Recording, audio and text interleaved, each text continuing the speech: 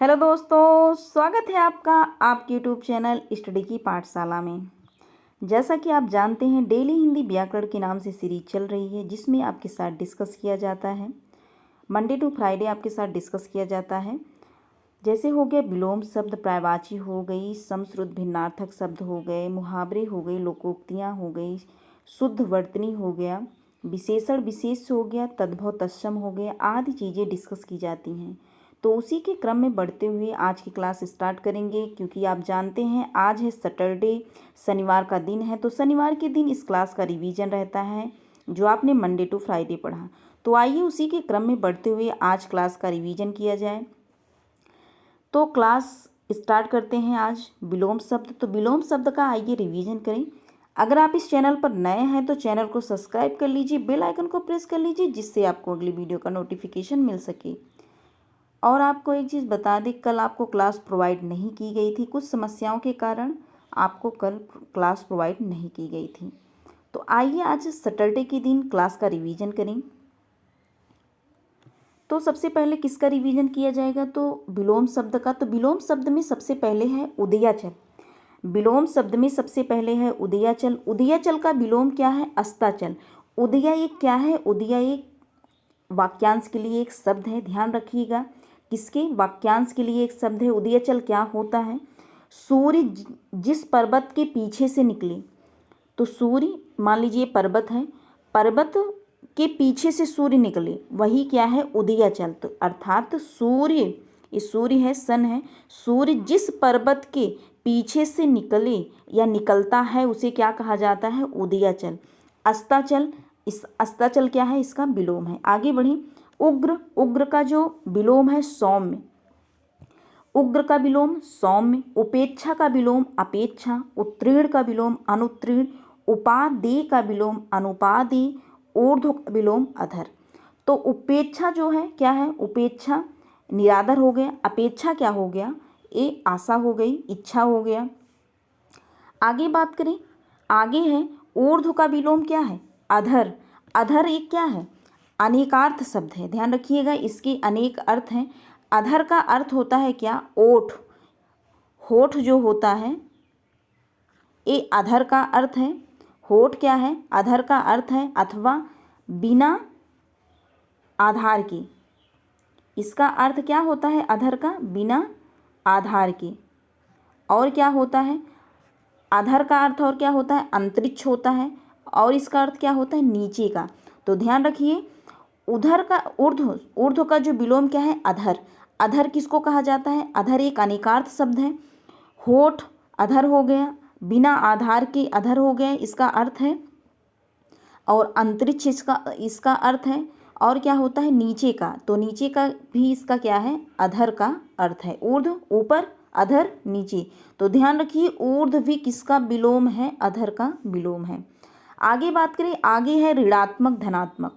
ऋणात्मक का विलोम धनात्मक, आप जानते हैं ऋणात्मक का विलोम जो होता है धनात्मक।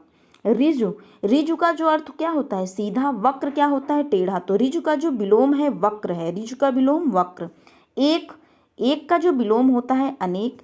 एकत्र, एकत्र। और विकीर्ण का अर्थ होता है जो विकीर्ण, जैसे मान लीजिए फैलाव, ये विकीर्ण, ये क्या हो गया? फैलाव। तो यही क्या है? विकीर्ण है।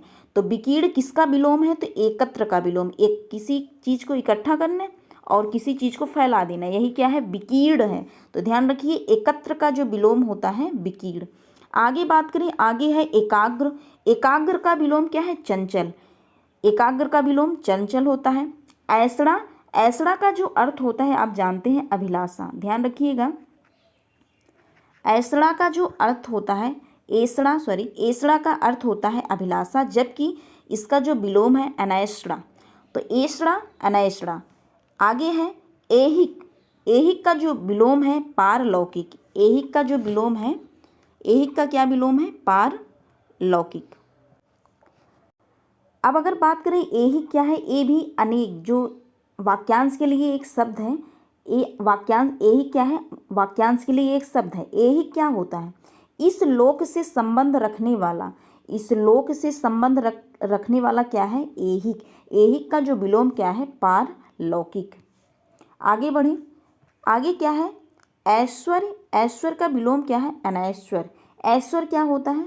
अगर किसी व्यक्ति के पास धन संपत्ति अगर है तो क्या है, उस व्यक्ति का क्या है? ऐश्वर्य है। अभी आगे आपके साथ डिस्कस किया जाएगा या रिपीट किया जाएगा ऐश्वर्य का पर्यायवाची। तो ध्यान रखिएगा, ऐश्वर्य क्या है? किसी व्यक्ति के पास धन संपत्ति अगर है तो उस व्यक्ति का वो क्या है? ऐश्वर्य है। तो ऐश्वर्य का जो विलोम होता है अनैश्वर्य।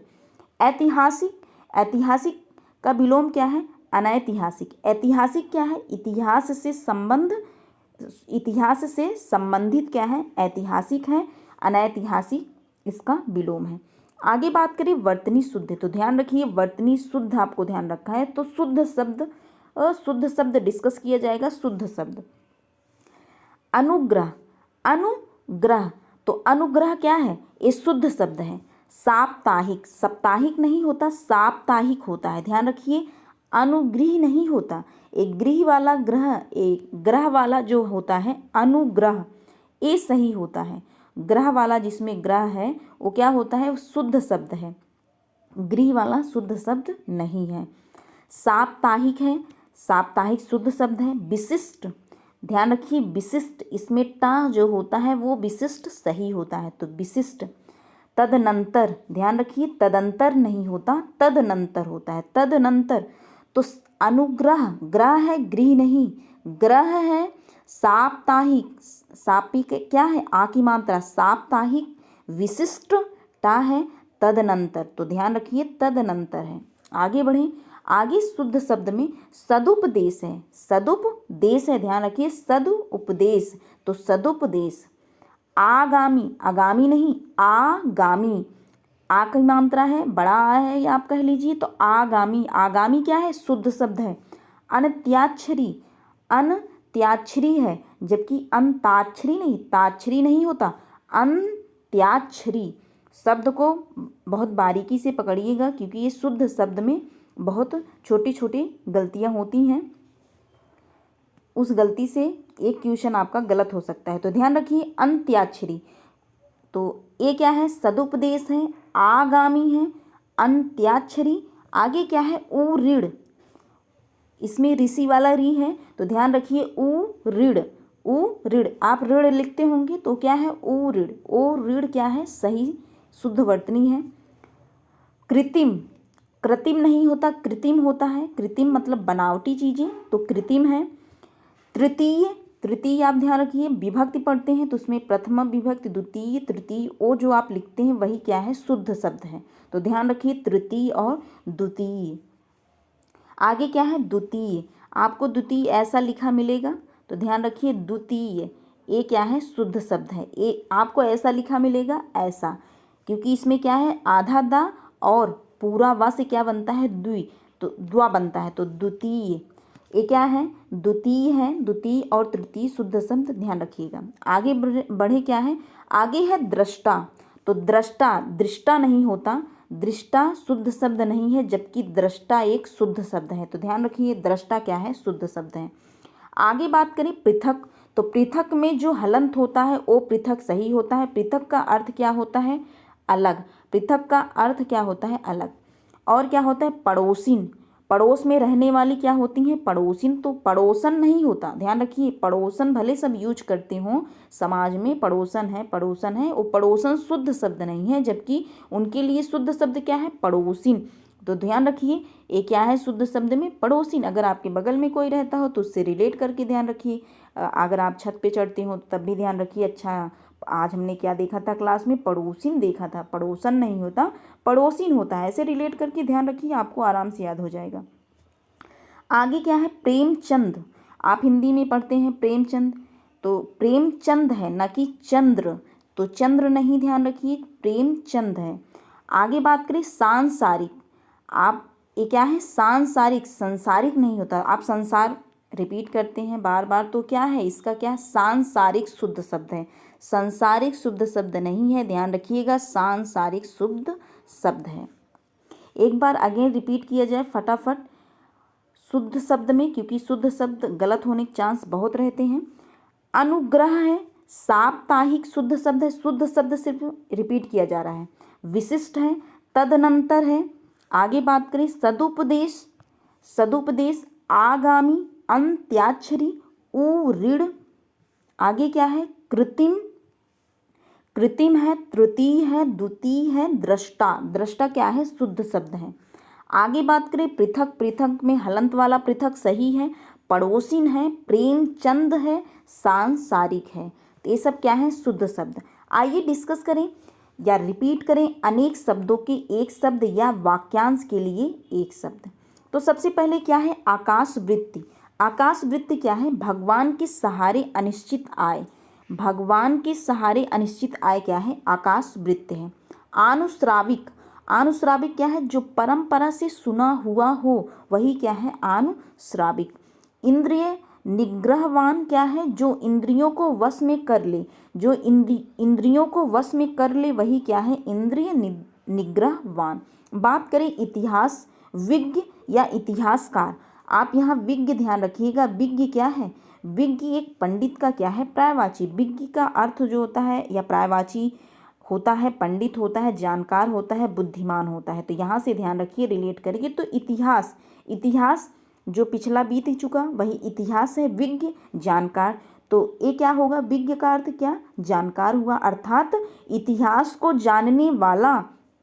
ये क्या हुआ? इतिहास को जानने वाला इतिहासकार अथवा इतिहास विज्ञ। ध्यान रखिए, ये पर्यायवाची से रिलेट है।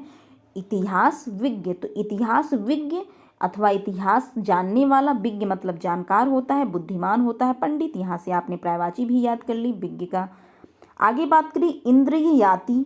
इंद्रिय याति क्या है? इंद्रिय याति क्या है? इंद्रियों से परे अथवा इंद्रियों के पहुँच के बाहर। जो इंद्रियों की पहुँच से बाहर हो वही क्या है? इंद्रिय याति। आगे बात करें असाध्य।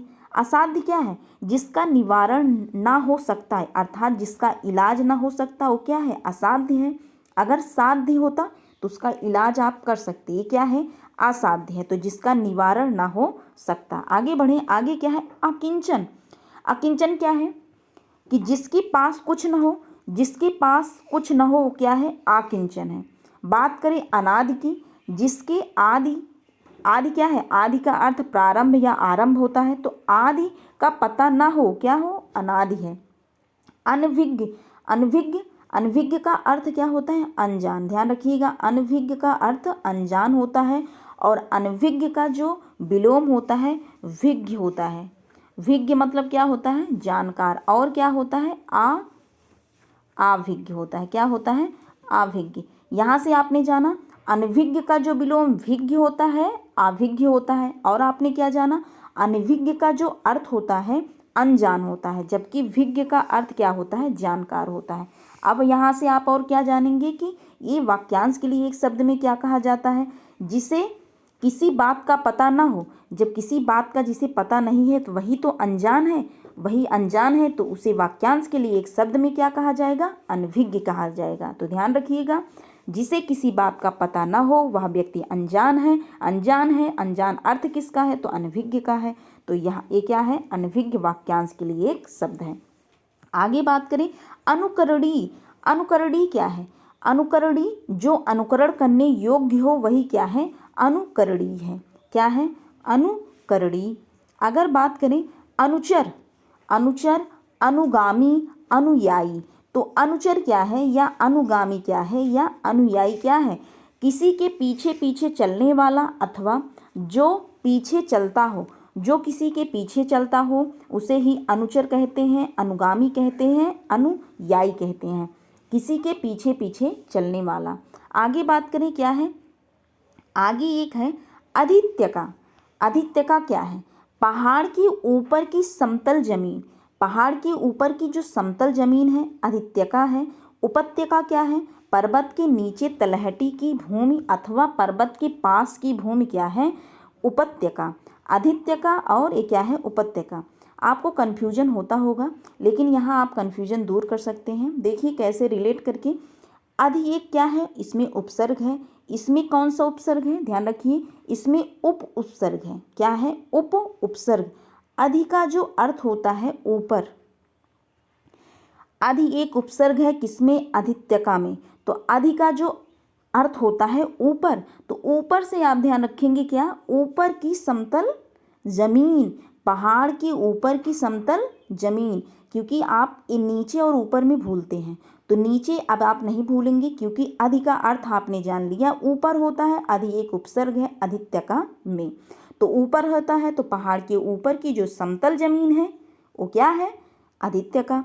उपत्यका, उपत्यका क्या है, उप का जो अर्थ होता है समीप, अर्थात समीप कहाँ, आप जमीन पर ही खड़े हैं, तो जमीन की जो तलहटी की भूमि है अथवा जो पर्वत के पास की भूमि है, अथवा आप कह सकते हैं जो पर्वत के नीचे की समतल जमीन है वो क्या है, उपत्यका। आई होप आपको आदित्यका और उपत्यका में कन्फ्यूजन अब नहीं होगा। आगे बात करें, आगे है आपरहत। आपरहत का क्या है, जिस वस्त्र को पहना ना गया हो, जो नया नया वस्त्र हो, जिस वस्त्र को आप पहने नहीं हो, जब आप नया कपड़ा खरीदिए तो एक बार जरूर रिपीट करिए, क्या है, आपरहत है। आपरहत अर्थात हमने इसे पहना नहीं है, अर्थात जिस वस्त्र को पहना ना गया हो वही क्या है, आपरहत है। आयाचित, जो बिना मांगे मिल जाए या मिल जाए वही क्या है, आयाचित। याचित होता तो मांगना पड़ता आपको, लेकिन ये बिना मांगे मिल रहा है तो क्या है, आयाचित है। आगे बात करें अनुगृहीत। अनुग्रहित नहीं होता, ये शुद्ध शब्द भी है, ध्यान रखिए यहाँ शुद्ध शब्द अनुगृहीत है, अनुग्रहित नहीं होता, अनुगृहीत, जिस पर अनुग्रह किया गया हो क्या है, अनुगृहीत है। आगे बात करें तद्भव तत्सम की, तो आइए रिपीट करें तद्भव तत्सम। तद्भव क्या है, तद्भव एक हिंदी शब्द होता है, यहाँ आप देख लीजिए, पहले क्या लिया गया है, तद्भव, उसके बाद क्या है, तत्सम, तो तद्भव हिंदी होता है, तत्सम संस्कृत होता है। तो तद्भव क्या है, अंगुली, अंगुली कहाँ है, आपके हाथों में, तो अंगुली है, तो ये क्या है, हिंदी शब्द है, तो हिंदी है तो तद्भव है। इसका जो तत्सम क्या होता है, अंगुली, अंगुली क्या है, अंगुली का तत्सम है। अब बात करें अक्षर, ये अक्षर जो वर्णमाला वाला, जो आप वर्णमाला में अक्षर यूज करते हैं, ये क्या है, तत्सम शब्द है, यहाँ से रिलेट करिए, अक्षरो तत्सम शब्द है, और ये अक्षर क्या है, तद्भव शब्द है। अब बात करें अंगूठा की, अंगूठा क्या है, अंगूठा भी आपके हाथों में है, तो आप अंगूठा और अंगुली ध्यान रखिए, ये क्या है, तद्भव है, जबकि अंगूठा का जो तत्सम क्या होता है, अंगुष्ठ होता है, क्या होता है, अंगुष्ठ क्या होता है, तत्सम होता है। आपको अंगुष्ठ ऐसा लिखा मिलेगा, ऐसा आपको अंगुष्ठ लिखा मिलेगा, ध्यान रखिएगा, अंगुष्ठ, तो इसके नीचे रहता है ग, तो ऐसा भी लिखा मिलेगा, तो ध्यान रखिए, कंफ्यूज नहीं होना है आपको, अंगुष्ठ, तो ये क्या है, अंगूठा, अंगूठा का जो तत्सम क्या होता है, अंगुष्ठ। आगे बात करें अमोल, अमोल क्या है, एक तद्भव है, जबकि अमूल्य, अमूल्य आप क्या है, अमूल्य को हमने आपको कैसे रिलेट करवाया था, जो एक ऐड आता था, अमूल्य दूध पीता है, ऐसे रिलेट करिए, अमूल्य दूध पीता है इंडिया, तो ये जो अमूल्य है जो आप रिलेट कर रहे हैं, ये अमूल्य क्या है, तत्सम है, जबकि इसका तद्भव क्या है, अमोल, अमोल क्या है, अमूल्य का तद्भव रूप है। बात करें अफीम, अफीम का जो तत्सम है अहिफेन है, अहिफेन किसका तत्सम है, तो अफीम का। अमूल्य किसका तत्सम है, तो अमोल का तत्सम है। अनाड़ी, अनाड़ी क्या है, अनार्य, अनाड़ी किसे कहा जाता है, गांव में आप देखेंगे जो अनजान व्यक्ति होते हैं उन्हें अनाड़ी कहा जाता है, ये अनाड़ी व्यक्ति आ गए, तो ऐसे रिलेट करिए, अनाड़ी शब्द समाज में यूज किया जाता है, तो समाज में यूज किया, ये क्या है, हिंदी शब्द है, जबकि अनार्य क्या है, संस्कृत शब्द है। आगे बात करें आशीष, आशीष, ये आशीष क्या है, एक नाम होता है, तो नाम ये क्या है, आशीष, तो आशीष एस जिसमें लगा रहता है ये क्या है, तत्सम है, जबकि ये आशीष क्या है, ये क्या है, तद्भव है। आगे बात करें अटारी, अटारी का जो तत्सम है अट्टालिका। अनजान, अनजान सॉरी अजान का जो तत्सम है वो अज्ञान है, अजान का तत्सम क्या है, अज्ञान है। बात करें आगे, आगे है अगुआ, अगुआ का जो तत्सम होता है अग्रणी, जो आगे रहे, जो क्रम में आगे रहे वही क्या है, अग्रणी, ये वाक्यांश के लिए एक शब्द भी है, ध्यान रखिएगा, अग्रणी, तो अगुआ, अगुआ इसका क्या है, तद्भव है, किसका, अग्रणी का, अग्रणी एक तत्सम शब्द है, जो आगे रहे वही क्या है, अग्रणी। 80, अगुआ का काम क्या होता है, आगे रहना, शादी विवाह के मामले में अगुआ ही सबसे आगे रहता है, तो रिलेट कर लीजिए, अगुआ शब्द तत्सम है, तो जब अगुआ शादी हो रही है तो इसका जो तत्सम है अग्रणी होता है, अग्रणी एक क्या है, वाक्यांश के लिए भी एक शब्द है, तो अग्रणी जो आगे रहता है वही अग्रणी है। ऐसे रिलेट करके ध्यान रखिए। आगे बात करें 80, 80 क्या है, आसीत, तो 80 का जो तत्सम होता है आसीत। बात करें आस्तुति, आस्तुति का जो तत्सम होता है स्तुति। आकाज, आकाज का जो तत्सम होता है आकारी।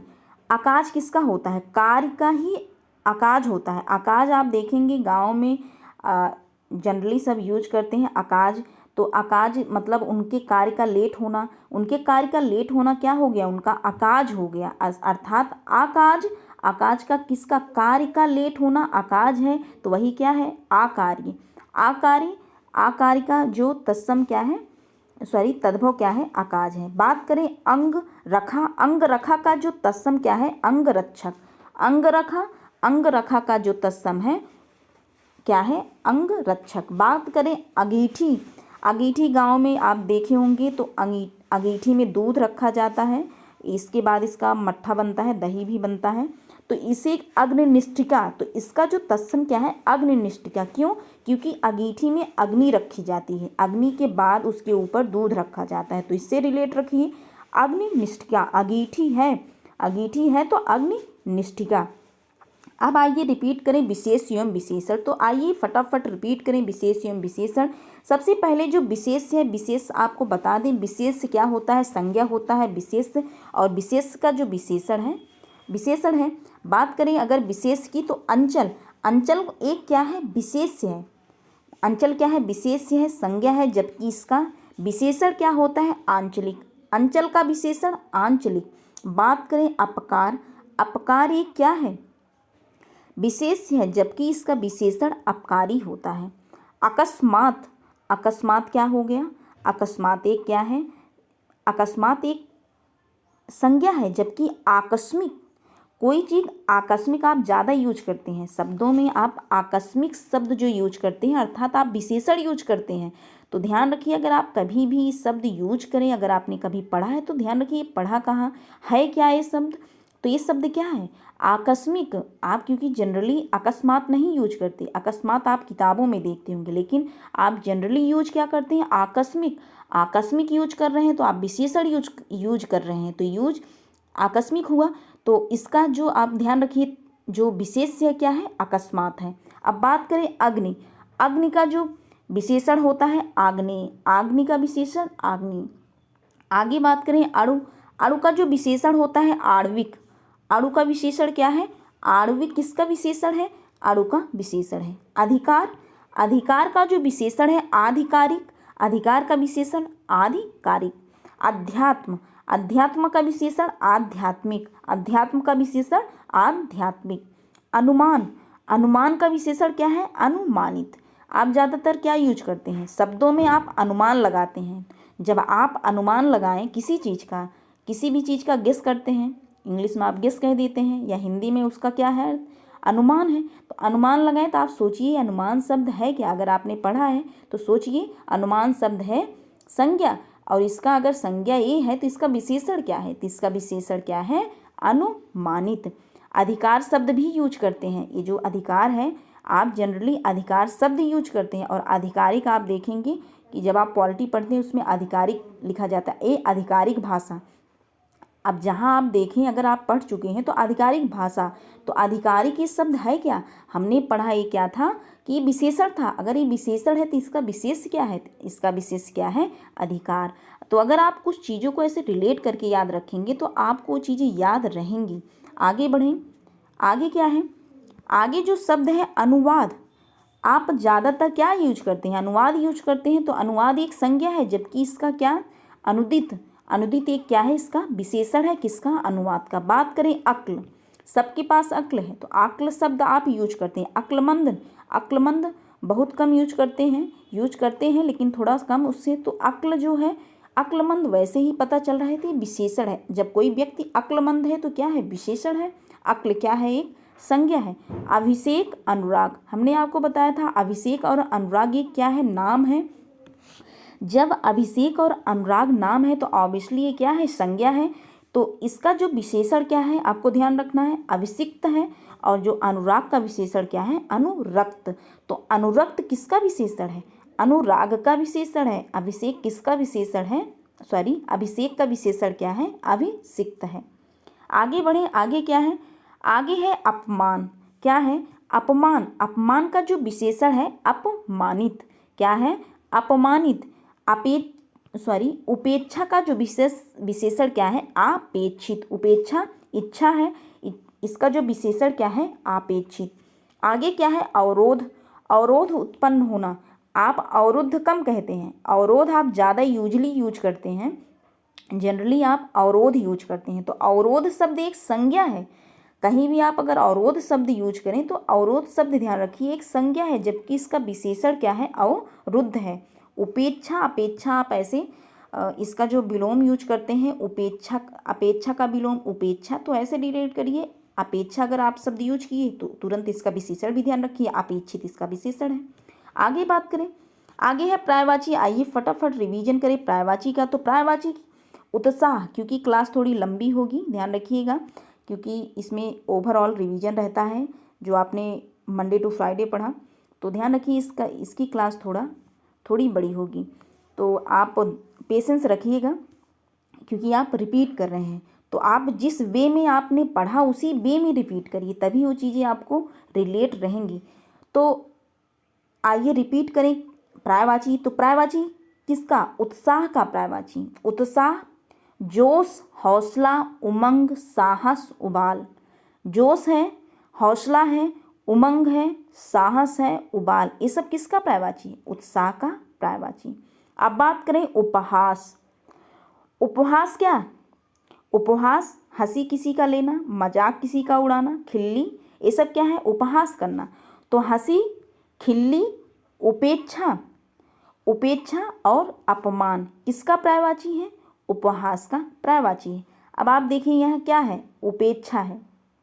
ये क्या है? उपेक्षा। उपेक्षा का जो आपने क्या अभी देखा था? उपेक्षा का जो विलोम होता है अपेक्षा होता है। अपेक्षा का आपने क्या देखा विशेषण? अपेक्षित देखा। क्या देखा? अपेक्षित देखा। अभी आप शब्द ने अपमान देखा, तो अपमान शब्द एक संज्ञा है। अपमान शब्द एक संज्ञा है और जो अपमान है उपहास का भी पर्यायवाची है। तो अभी इसका विशेषण क्या है? आप कमेंट बॉक्स में कमेंट करिएगा, अपमान का विशेषण क्या है। अभी आपको जस्ट रिपीट कराया गया। तो ये उपहास का क्या है? उपहास का पर्यायवाची हंसी, खिल्ली, उपेक्षा, अपमान। आगे बात करें, आगे है ऊसर। ऊसर, तो ऊसर का जो पर्यायवाची है अनुउर्वर है, अनुपजाऊ है। वंध्या किसका पर्यायवाची है? तो ऊसर का पर्यायवाची वंध्या है। बंजर भूमि किसका पर्यायवाची है? तो ऊसर का पर्यायवाची बंजर भूमि है। अनुर्वर हो गया, अनुपजाऊ हो गया, वंध्या बंजर भूमि। आगे बात करें, आगे है ऐश्वर्य। ऐश्वर्य क्या? ऐश्वर्य का पर्यायवाची क्या है? वैभव हो गया, विभूति हो गया, संपदा हो गई, संपन्नता, समृद्धि, संपत्ति, धन संपत्ति, श्री, बड़प्पन, दौलत, ये सब किसका पर्यायवाची है? तो ऐश्वर्य का पर्यायवाची। ऐश्वर्य क्या है? ऐश्वर्य का विलोम आपने देखा अनैश्वर्य। तो वैभव, विभूति, संपदा, संपन्नता अगर किसी व्यक्ति के पास है तो उस व्यक्ति का क्या है? ये ऐश्वर्य है। जो धन संपदा है क्या उस व्यक्ति का क्या है? ऐश्वर्य है। तो ऐश्वर्य का जो पर्यायवाची क्या है? वैभव है, विभूति है, संपदा है, संपन्नता, समृद्धि, संपत्ति, धन संपत्ति, श्री, बड़प्पन, दौलत, ये सब किसका पर्यायवाची है? तो ऐश्वर्य का पर्यायवाची है। आगे बात करें महत्ता, भी ध्यान रखिएगा, ऐश्वर्य का पर्यायवाची है। आइए रिपीट करें कपड़ा का जो पर्यायवाची है। कपड़ा का एक लय में हमने आपको रिलेट करवाया था, वसन, चीरपट, अंबर।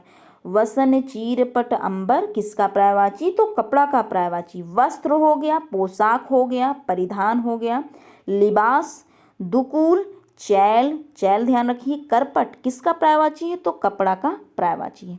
वसन, चीरपट, अंबर, वस्त्र, पोशाक, परिधान, लिबास, दुकूल, चैल, करपट किसका पर्यायवाची है? तो कपड़ा का पर्यायवाची है। आगे बढ़ें, आगे है कर।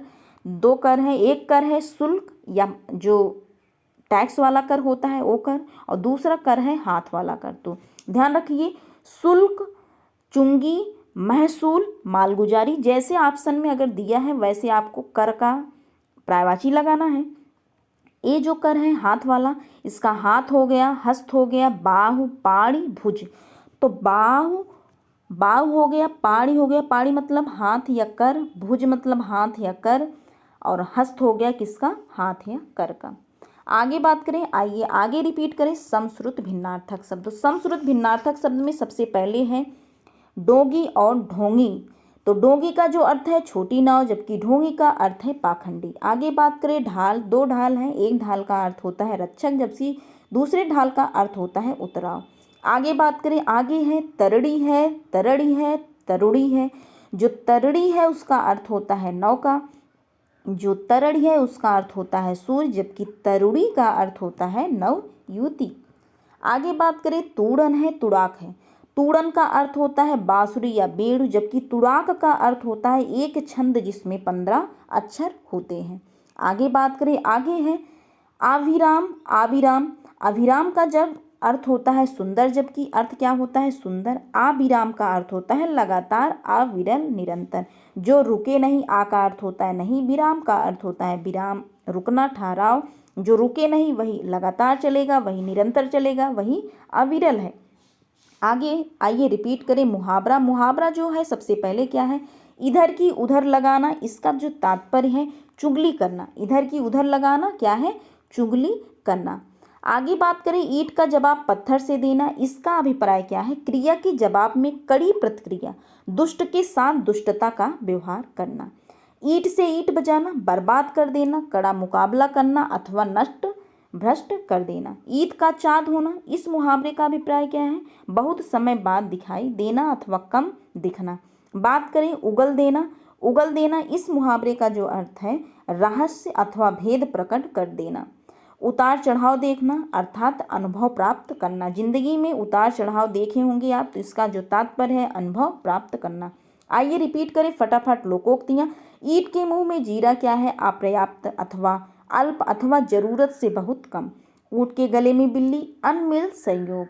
ऊँट किस करवट बैठता है, अर्थात काम का परिणाम अनिश्चित होना। एक अनार 100 बीमार, वह वस्तु जिसकी लालसा या इच्छा सभी को हो पर वह उपलब्धता में कम हो। आगे बात करें, एक और एक 11 अर्थात संघ में शक्ति है। एक और एक 11 अर्थात संघ में शक्ति है। आगे बात करें, एक तवे की रोटी, एक तवे की रोटी क्या मोटी क्या एक तवे की रोटी क्या छोटी क्या मोटी, किसी प्रकार का भेदभाव नहीं। एक तवे की रोटी क्या मोटी क्या छोटी, किसी प्रकार का भेदभाव नहीं। तो आज के लिए बस इतना ही। अगर आपको वीडियो पसंद आया हो, अगर कंटेंट आपको अच्छा लगता हो तो like share and subscribe to my channel. अगर आपको PDF प्राप्त करना हो तो डिस्क्रिप्शन बॉक्स में आपको टेलीग्राम ग्रुप की लिंक और व्हाट्सएप चैनल की लिंक दी गई है, आप वहां जाकर ज्वाइन कर सकते हैं। और जो ये PDF है टेलीग्राम ग्रुप पर सेंड कर दी जाती है। तो इसी आज के लिए बस इतना ही, मिलते हैं नेक्स्ट वीडियो में। Thank you.